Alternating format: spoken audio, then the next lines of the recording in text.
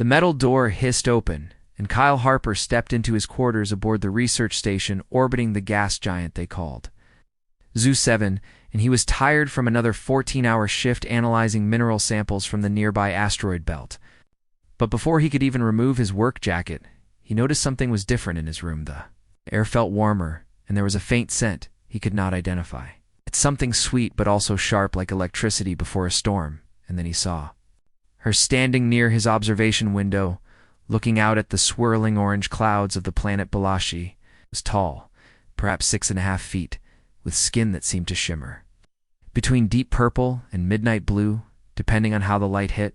Her and her hair, if it could be called that, flowed down her back, like liquid silver moving on its own, as if underwater, and her eyes, when she turned to look at him, were completely black, like pools of ink. But somehow he could feel her gaze piercing. Right through him, Kyle froze, his hands still on the door panel, and his first instinct was to hit the emergency alert. But something stopped him. Maybe it was the way she stood there, calm and unthreatening. Or maybe it was the slight smile on her lips that seemed almost human despite her otherworldly appearance. "Who are you?" he managed to say, his voice coming out steadier than he felt. She tilted her head in a gesture that reminded him of a curious cat, and when she spoke, her voice was like music, with multiple tones layered together, yet he understood every word perfectly, as if she was speaking directly into his mind. "My name is Zara, and G. I've traveled very far to find you, Kyle Harper."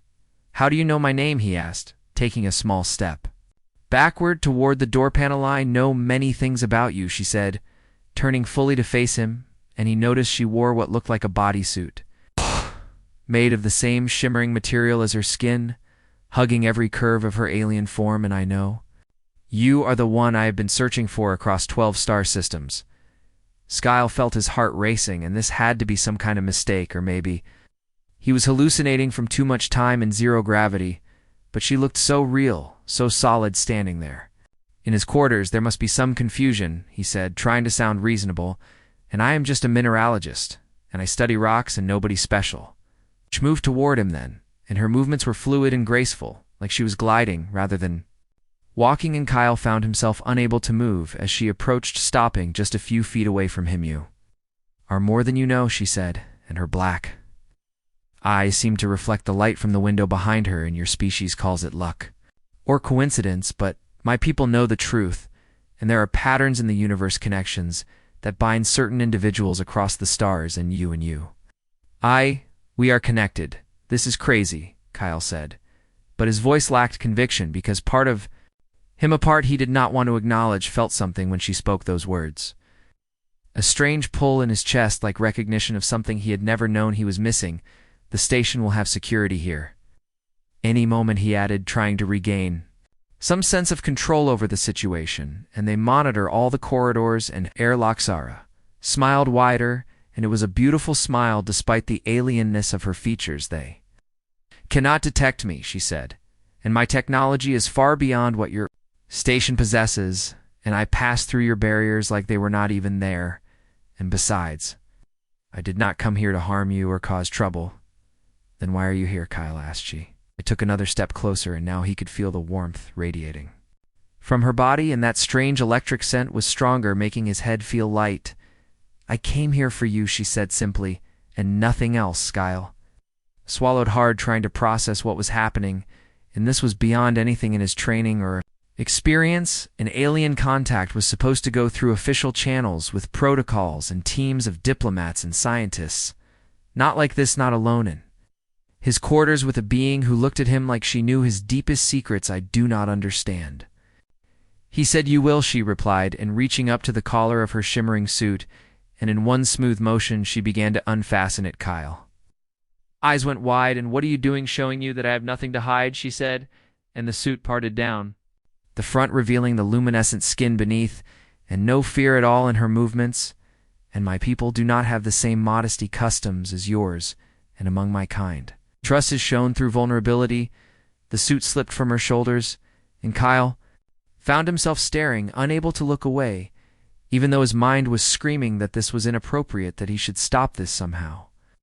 But he was rooted to the spot, and her body was both alien and strangely beautiful, with proportions that were close to human but not quite the same, and her skin glowed softly with that purple-blue shimmer, and there were patterns on her torso, like swirling tattoos that moved slowly across her flesh. "I need you to trust me, Kyle Harper," she said, standing before him without a trace of shame or hesitation, "and what I am about to tell you will sound impossible, but it is the truth, Kyle."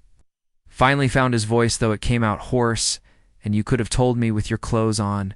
She laughed, and it sounded like wind chimes, and perhaps, but would you have truly listened, or would you have kept trying to alert your security too? Would you have kept treating me as a threat? He had no answer to that, because she was probably right, and something about her vulnerability, her willingness to stand exposed before him, made him feel like she was being honest, even if nothing else about this situation made sense. "Fine," he said, forcing himself to look at her face instead of her body, "and tell me why you are here and why." Mizara moved to his small desk chair and sat down, crossing her legs in a very human gesture, and the movement made the patterns on her skin swirl faster. "Your species is young," she began, "and you have barely left your home world, and you think you are alone in the universe, that you are the only intelligent life, but you are wrong, and there are thousands of civilizations out there, and some are ancient beyond your comprehension, and others are like you, just beginning to reach for the stars." Kyle leaned against the wall, needing the support, and this was first contact, and he was having first contact alone in his room with a naked alien woman, and the absurdity of it almost made him laugh. "I'm listening," he said. "My people are called the Valari," she continued, "and we are not like your military empires or your trading federations, and we are seekers, and we search for something specific. Something rare." "What?" Kyle asked. "Compatibility," she said, and her black eyes fixed on him with an intensity that made his breath catch. "And you see, Kyle, the universe is vast, but true connection is rare, and my people have learned to read the quantum patterns that link certain individuals across space and time, and we search for those who match our own patterns, who complete us in ways that transcend species or biology." "You are saying," Kyle started, trying to wrap his mind around it, "that you are here because we are compatible?" Zara nodded. "And I have spent 10 of your years searching, and I have visited over 100 worlds and scanned millions of beings, and your pattern called to mind from across the galaxy, and when I finally traced it to this station, to you, I knew my search was over." "This sounds like some kind of cosmic matchmaking," Kyle said, in his scientific mind rebelling against the romantic notion, even as another part of him wanted desperately to believe it. "Call it what you will," she said, but the bond is real, and you feel it too, do you not? And that pull in your chest when I speak, and that sense of recognition."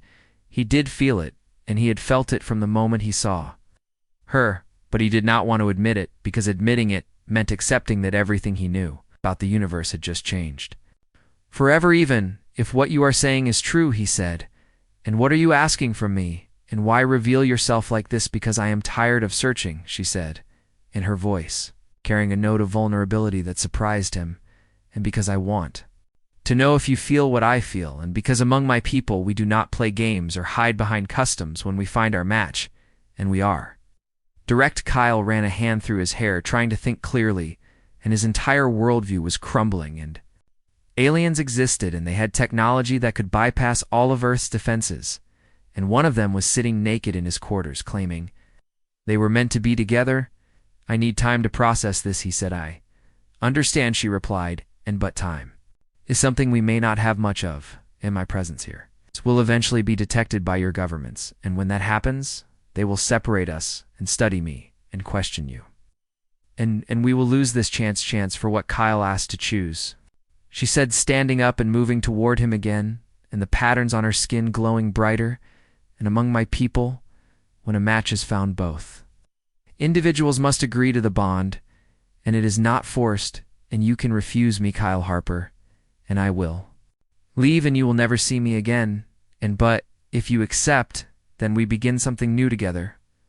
"What does the bond involve?" he asked. She reached out and placed her hand over his heart, and even through his jacket he could feel the warmth of her touch. "It means we travel together," she said, "and you would leave this station, this life, and come with me, and we would explore the galaxy as partners, and my ship has technology that would keep you healthy and extend your lifespan to match mine, and we would be equals in all things. You were asking me to leave everything.